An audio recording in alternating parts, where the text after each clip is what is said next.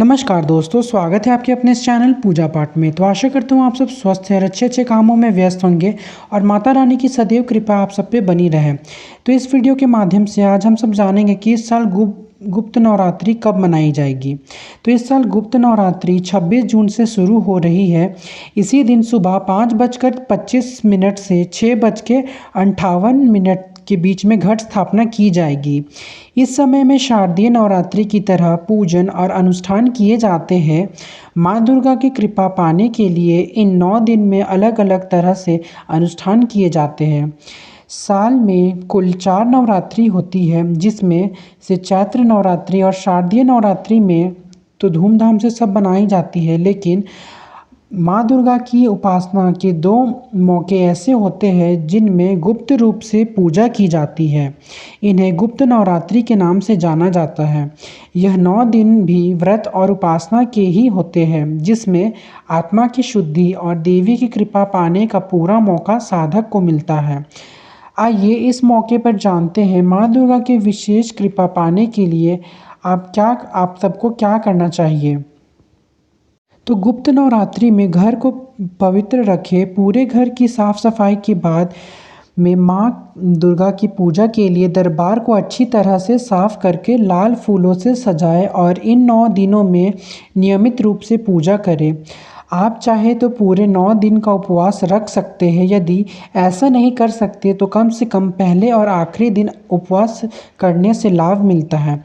तो देखिए, अगर आप पूजा रूम में घट स्थापना करना चाहते हैं तो आप कर सकते हैं, लेकिन ये गुप्त नवरात्रि है।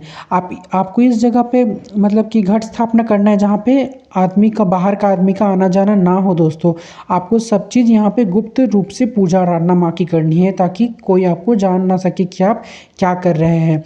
जो भी मंत्र उच्चारण आप करें, जो भी पूजा भक्ति माँ की करें, आपको ये सब गुप्त रखना है, आपको किसी को भी बताना नहीं है।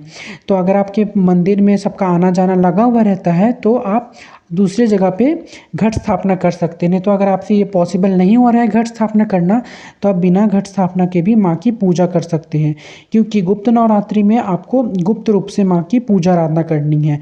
तभी जैसे कि कोई भी चीज़ हम गुप्त रखते हैं तो वो एकदम अच्छे से संपूर्ण हो जाती है। तो इसी प्रकार से अगर आप गुप्त नवरात्रि में बिल्कुल गुप्त का ध्यान रखेंगे, सारा चीज़ आप गुप्त करेंगे, तो आपका पूजा माँ तुरंत सुन लेगी और आपका पूजा अवश्य स्वीकार हो जाएगा।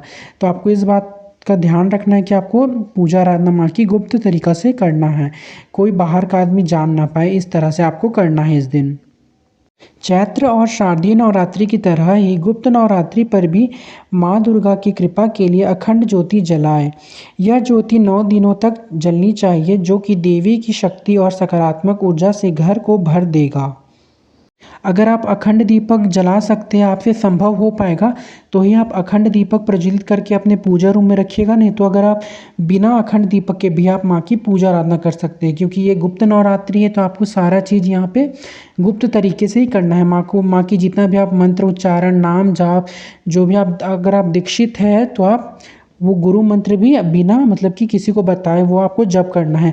अगर आप किसी को भी अपना मंत्र बता दिए तो फिर वो गुप्त नहीं रहेगा। तो आपको इस बात का विशेष कर से ध्यान रखना है, आपको सारा चीज़ गुप्त में ही करना है। और गुप्त नवरात्रि के दिनों में आप माँ दुर्गा के बहुत सारे पाठ कर सकते हैं। दुर्गा पाठ कर सकते हैं। दुर्गा सप्तशती का पाठ करने से नवरात्रि में विशेष फल लाई जाती है होती है। तो अगर आप पंडित से दुर्गा सप्तशती पाठ करवाते हैं तो आप करवा सकते हैं। अगर आप खुद से भी कर सकते हो तो आप खुद से भी कर सकते हैं। या तो ये पॉसिबल नहीं हो पा रहा है दुर्गा सप्तशती का पाठ करना, तो आप दुर्गा चालीसा भी पढ़ सकते हैं, जो कि बहुत ईजी होता है और हर एक आदमी को समझ में आ जाएगा। और वो आप प्रोनाउंस भी अच्छी तरह से कर सकते हैं बिना मिस्टेक किए। तो आप दुर्गा चालीसा का भी इस दिन अवश्य पाठ करें और शाम सुबह माता की आरती अवश्य गाएं। नवरात्रि के दौरान दान पुण्य करना अवश्य सभी को चाहिए। ज़रूरतमंद लोगों को फल, अनाज, वस्त्र, धन और दान दक्षिणा का दान करना चाहिए। विशेष रूप से अष्टमी या नवमी के दिन कन्या पूजन के बाद में छोटी कन्याओं को भोजन के बाद में दक्षिणा देना चाहिए। अगर आपके अगल बगल अगर कन्याएं नहीं मिल रही है, क्योंकि बहुत लोग आजकल नहीं भेजना चाहते कन्याओं को आपके घर, तो आप मंदिर में जाके जो भी आप दान करना चाहते हैं माता का 16 श्रृंगार आप इस भाव से आपको दान करना है कि हम नौ दुर्गा कन्याओं को यहाँ पे दान कर रहे हैं। आप मंदिर में दान करके आ सकते हैं, क्योंकि आजकल कन्याएं मिलना थोड़ा मुश्किल हो जाती है, इसीलिए आप मंदिर में भी भाव रखना है आपको कि हम कन्याओं को यहाँ पे दान दे दे रहे हैं, और आप इस अच्छे से मंदिर में जा कर के दान दे दें। और अगर आपको एक दो कन्याएं मिल जाती हैं तो आप उनमें उनमें भी पूजा कर सकते हैं, कन्या पूजन कर सकते हैं, उसमें कोई दिक्कत नहीं है। ऐसा कोई ज़रूरी नहीं है कि आपको 9 कन्या ही लाना है। अगर आपके टाउन वाउन में रहते हैं आप, तो फिर 9 कन्या का जुगाड़ ना हो पाए तो आप एक दो कन्या की भी पूजा कर सकते हैं। अगर आपसे वो भी ना हो पा रहा है तो फिर आप जो भी माता रानी का चढ़ावा है आप मंदिर में भगवान जी को भेंट कर दीजिएगा भाव लेकर के।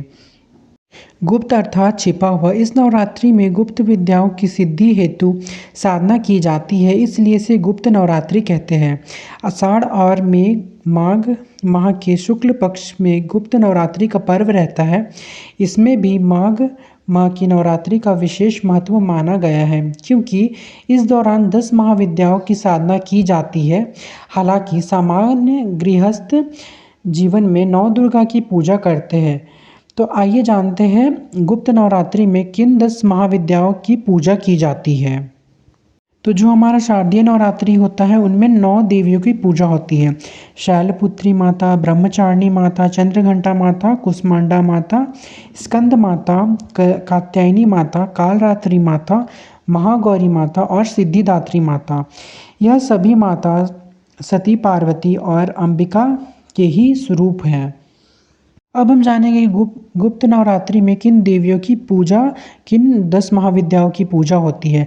तो सबसे पहला 10 महाविद्याओं की देवी है माँ काली, दूसरा माँ तारा, फिर त्रिपुर सुंदरी माता, भुवनेश्वरी माता, छिन्नमस्ता माता, त्रिपुर भैरवी माता, घुमावती माता, बगलामुखी माता, मातंगी माता और कमला माता।